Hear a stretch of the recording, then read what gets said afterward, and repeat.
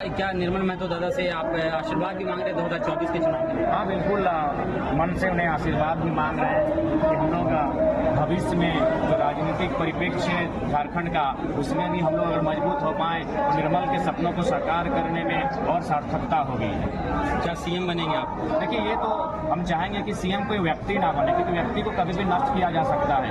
एक विचारधारा सीएम के रूप में आए, एक विचारधारा देश के प्रधानमंत्री के रूप में आए, जो सदियों तक कायम रहे और स्थापित रहे, ताकि उस कुर्सी पर कोई दोबारा व्यक्ति भी अगर चयन होकर आए तो कम से कम वो विचारधारा की जो धारा है वो हमेशा बहती रहे और एक आम जनमानस तक कल्याण होता रहे। दादा, अगर शहीद होने के बाद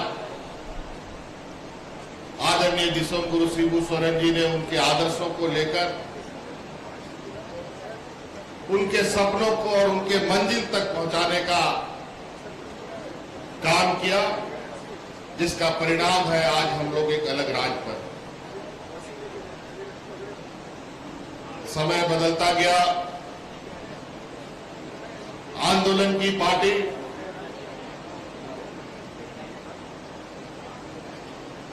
अब सत्ता राजनीति में सक्रिय है और इस सक्रियता में भी एक लंबा समय झारखंड मुक्ति मोर्चा को लगा। राज तो हम लोगों को 2000 ईस्वी में ही मिल गया था,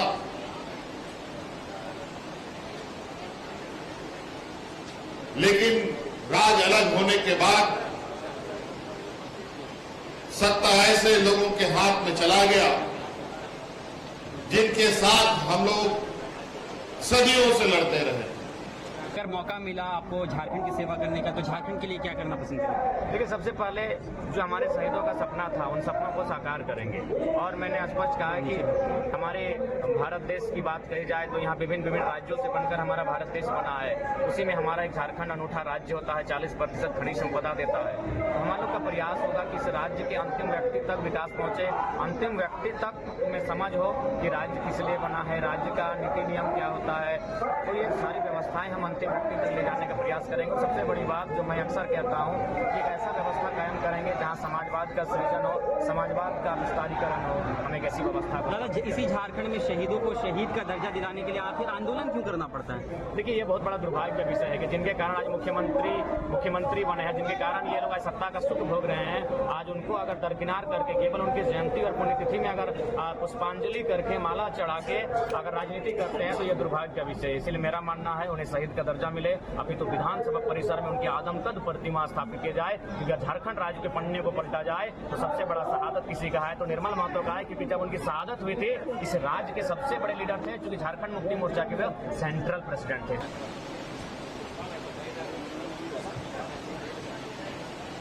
और जब 20-22 साल का उनका जो तांडव इस राज्य पे मचा, जिसका दर्द हर एक व्यक्ति के चेहरे पर, हर एक महिलाओं के चेहरे पर, हर एक नौजवानों के चेहरे पर झलकने लगा, वो दर्द इस राज्य के चारों दिशाओं से आने लगा। कोई भूख से मर रहा है, कोई बेरोजगारी से फांसी लगा रहा है, महिलाओं पर अत्याचार, किसानों पर अत्याचार, बुजुर्गों की बेबसी,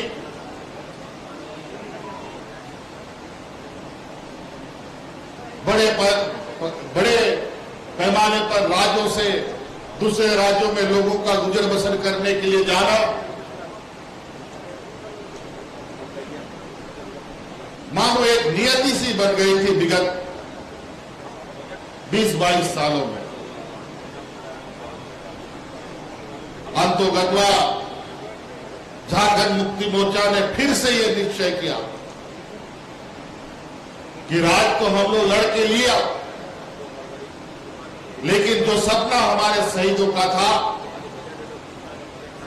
वो सपना अब चूर चूर होता दिख रहा है। ऐसे परिस्थिति में झारखंड मुक्ति मोर्चा कभी चुप नहीं बैठ सकता था। फिर 2019 की राजनीतिक लड़ाई में हमने पूरी ताकत के साथ अपने सहयोगी दलों के साथ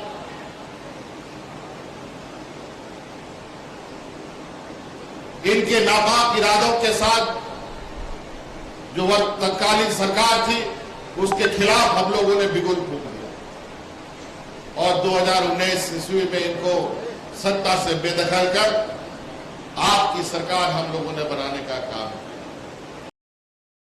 करना नहीं, बल्कि अपितु उनका विचार, उनके माल्यार्पण किया, उन्होंने उनको श्रद्धांजलि दिया। क्या जाहिर सी बात है, अगर झारखंड राज्य के लिए हम लोग लड़ाई लड़ रहे हैं, झारखंड राज्य के निवासी हैं, तो हमारा कर्तव्य बनता है कि झारखंड को जिन्होंने अपने रक्त से सींचा है उनको कम से कम साल में 1-2 बार सर को झुकाएं। और अगर झारखंड राज्य की बात कही जाए तो झारखंड राज्य के लिए आंदोलन आज कई वर्षों से हुआ है, कई दशकों से हुआ है। न जाने कितने लोगों ने शहादत दिया है, कितनी माओं की गोद सुनी हुई है। लेकिन अगर सबसे बड़ी शहादत की बात कही जाए झारखंड राज्य के लिए, जिससे दिल्ली हिली थी, तो शहीद निर्मल महतो की 1987 का वो दौर था जब निर्मल महतो की हत्या हुई थी। यानी झारखंड राज्य के एक ऐसे शहीद जिन्होंने अपने प्राणों की आहुति देकर झारखंड का निर्माण किया है, तो आज उन्हें नमन करना ये हमारे लिए भाग्य का विषय है, गौरव का विषय है। उस महापुरुष को, युग पुरुष को नमन करते हैं, उनके चरणों में वंदन करते हैं और साथ ही साथ राज्य के तमाम युवा वासियों को भी संदेश देंगे कि हमारा उद्देश्य केवल निर्मल दा की पुण्यतिथि, शहादत दिवस और जयंती पर पुष्पांजलि करना नहीं, बल्कि अपितु उनका विचार, उनके शौर्य, उनकी हिम्मत को अपने भीतर धारण करना। और जब जब राज्य में अत्याचार हो, जब जब राज्य में शोषण हो, तब तक उसका मुकाबला करने के लिए, निर्मल बनने के लिए तैयार रहना चाहिए। दादा, लेकिन कहते हैं ना कि गरीब को हर चीज बहुत कष्ट से मिलता है। कुछ भी करेगा बेचारा, उसको बहुत मेहनत करना पड़ता है। वैसे ही सरकार जैसे बनाए हम लोग, कोरोना जैसा महामारी बीच में आ गया, आप लोगों ने देखा 2 साल हाथ पैर करके उनको महरम पट्टी करने का काम किया, जब पट्टने का काम कर रहे हैं।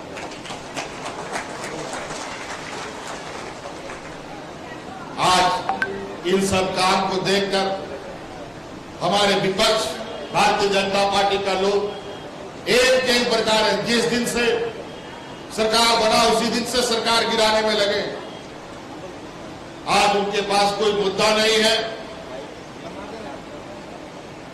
और कभी इनके पास कोई विकास का मुद्दा रहा भी नहीं। इनके पास सिर्फ और सिर्फ एक ही मुद्दा है, वो है समाज में फूट डालो। सभी जाति धर्मों को एक दूसरे से लड़वाओ, फूट डालो, राजनीति करो।